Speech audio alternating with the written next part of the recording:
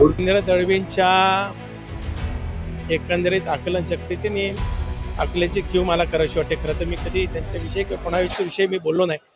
राष्ट्रवादीला गणती पडत नाही आहोत. आम्ही जरी महायुतीमध्ये असलो तरी बीजेपीचे आमचे विचार एकत्र जुळत आहेत.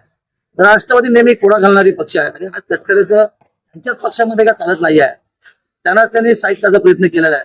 येणाऱ्या काळामध्ये तटकरे कुटुंबाला त्या संदर्भात नक्कीच हक्क मिळेल हा माझा संदेश त्यांनी केला. रवींद्र दळवींच्या एकंदरीत आकलन शक्तीची आणि आकलेची क्यू मला करायची वाटते. खरं तर मी कधी त्यांच्याविषयी किंवा कोणाविषयी मी बोललो नाही.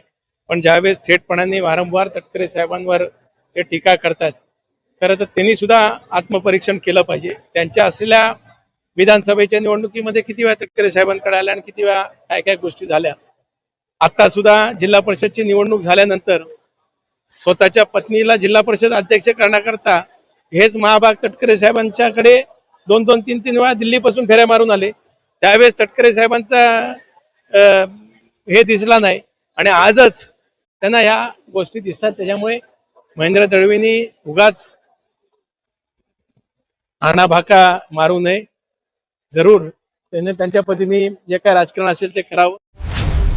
तुम्ही पाहत आहात सम्राट मराठी लाईव्ह.